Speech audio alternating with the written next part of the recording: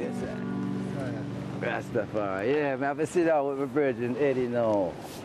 Yes, Prophet Eddie from Brazil representing. We have, as we say, we international from the four corners of the earth. People used to think Rasta is just a little Jamaican thing. You know, Rasta man, Jamaican smoking weed and talking about Haile Selassie's God. But now this thing is being picked up by the Smithsonian Institution in Washington, D.C.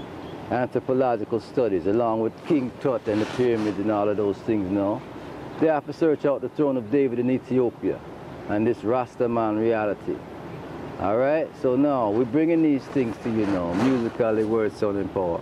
I don't know, Eddie, if you have any question, because you see also in Brazil as well as all over the world, you have these extraterrestrial sightings, spaceships and flying saucers, and the government repeatedly covers them up.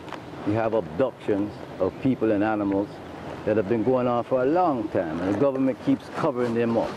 And I know that these things are related to both science and religion throughout the ages.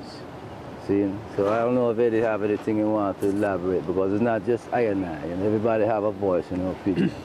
I would just think what people would like to know, you know, and how would they apply that? How would they, because most people first don't consider, I think, anything extraterrestrial that has any significance with religion first. And secondly, because, you know, media, the way the media puts it to people is that this is just ETs out of another planet. But how does that relate to religion through the names, and how can we relate to that, and what we can do to our lives in the 21st century to change that, or to express a change in that? If yeah, well, in general, like I was saying, this particular website that my brother tell me about some years ago, because he used to always know I'm talking about this extraterrestrial thing, and I have seen them and have my own experience with them, and other people also. So I get to know that through study and through prayer that there's a manipulation and a deception going on. And, you know, my granny and them people really truly believe in Jesus Christ and the Roman Catholic religion and them things. So when you say how I think they're related, is that in times past, people were pretty, for lack of a better word, ignorant or naive. They believed the ruling powers and the ruling societies were telling them the truth. So they had no idea, like the way knowledge is increased in these days now, that you can research and actually read a book and see that the things in the book are different from the teachings that the people have been teaching orally. And I'm speaking of the Bible in particular, because I'm an English-speaking man, but yet I'm an African.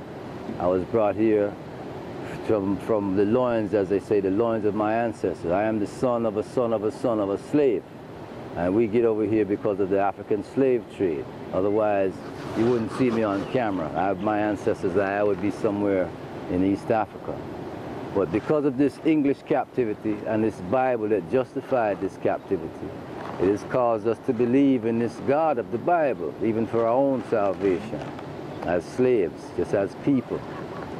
And this is my personal experience, that religion, there is a truth and a spiritual reality behind it, but I believe that institutions like Rome, you know, and Anglo-Saxon institutions like the church have stood in between the people and the God to exploit them for money and for power and for governors, you know, to govern different things on the earth. And I think this is how the religions of the world have found themselves victims of these priests and scribes and Pharisees who manipulate people's innocent belief and use it for their own prosperity, which they call religion, the institution of religion. And I believe that is extraterrestrially rooted, and also these websites and even science itself is revealing that. Back in the 90s, Time magazine, Newsweek, Newsreel, a lot of these magazines were proving that the Bible was a bunch of stories that were made up by the Sanhedrin back in 90 AD and those type of things.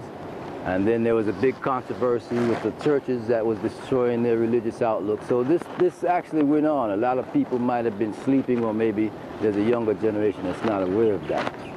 But religion itself has been revealing itself throughout the 20th century to be something created by ruling societies simply to manipulate the peasant societies. And now that education is popular the way it is right now, they have to reevaluate that. People don't believe that anymore. People are examining it and proving that these things are a bunch of fables and a bunch of stories based on African tradition and African ancestral stories, if you will say. But the foundation of most of the world religions come from the Nile Valley and the Nubian families of 10,000 BC, 6,000 BC in those times there. So just to research, the way you can research anything nowadays, you can learn how to make a rocket ship through research. So you research the historical writings of religion and you will find what I'm saying is very true. Many of the world religions were simply created to subdue poor believing people and keep them as a working peasant class so that the ruling class can use their energy and their power to do what they need to do. Nowadays it's done through the prison system, you know, because people are pretty much a lot more intelligent than they were then.